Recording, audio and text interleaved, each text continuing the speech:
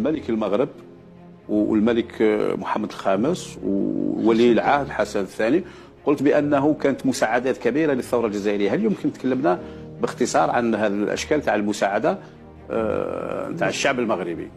الشعب المغربي الأولى في العيد الكبير كل الجلود